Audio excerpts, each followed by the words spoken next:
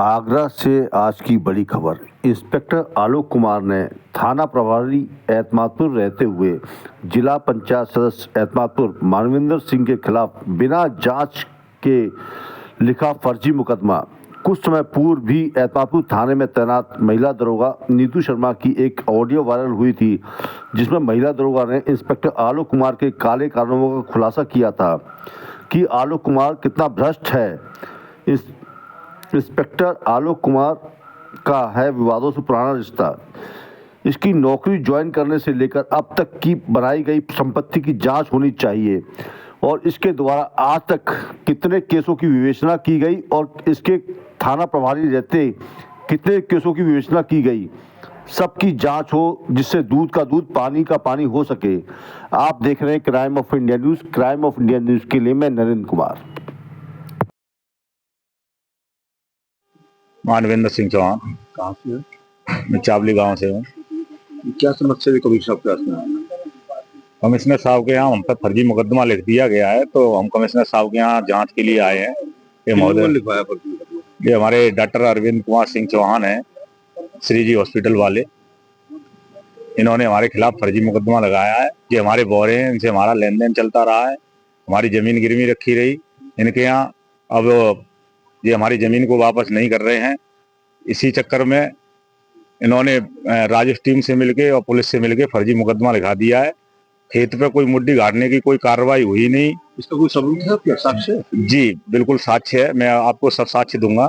और मेरे पास जो लेन देन हमारा हुआ है वो भी स्टाम्प पे लिखा पड़ी है बाकायदा, और सारे साक्ष्य है मेरे पास। वापस कर चुके हैं लिया था? जी जी बिल्कुल कर रहे हैं। खेत वापस नहीं किया? वापस नहीं कर रहे हैं वो हमारा खेत, और हम पे ये फर्जी मुकदमा लगा दिया है।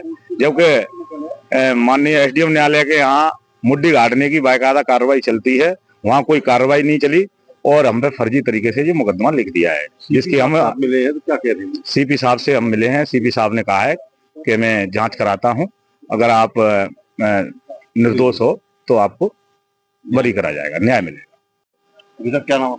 राजवीर सिंह कठेरिया, दीवानी बैठता हूँ। मैटर ये है कि मानवेंद्र सिंह जो हमारे पास खड़े हुए हैं, ये ग्राम चावली थाना एतमादपुर के रहने वाले हैं।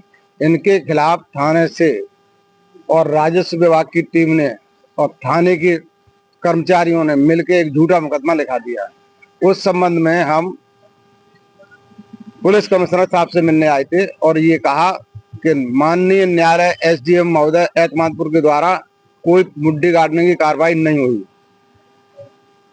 और जब मुड्ढी गाड़ने की कार्रवाई नहीं हुई तो थाने वालों ने ये लिख दिया कि जांच के दौरान पाया गया कि मुड्ढी गड़ी हुई है और मुड्ढी उखाड़ दी और फर्जी मुकदमा लिख दिया है। इस संबंध में जांच कमिश्नर साहब ने लिख दिया है सीओ एतमादपुर के लिए, तो वो जांच करके यहाँ पर आख्या आएगी। आख्या आने के बाद 182 सीआरपीसी की जो बदली हुई धारा है 202 BNSS, उसके तहत कार्रवाई इनके खिलाफ होनी चाहिए और होगी।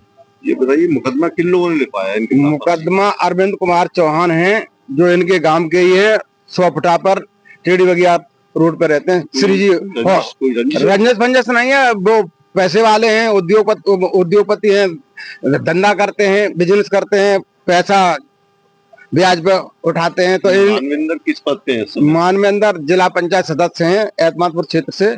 अब इनके मम्मी पापा बिना पढ़े लिखे हैं, तो वे बोहरेगिरी का काम करते हैं। अरविंद कुमार जिन्होंने मुकदमा लिखाया, तो पैसे का लेन देन करते रहते, तो जो पैसा इन्हें लिया था मैं ब्याज से दे दिया और खेत गिरवी रखा था, तो गिरवी की जगह उन्होंने फर्जी बयानामा तहसील के कर्मचारियों से मिलकर करा लिया है और बार बार कहते रहे हम कटवा देंगे, आज दिन तक नहीं कटवाया।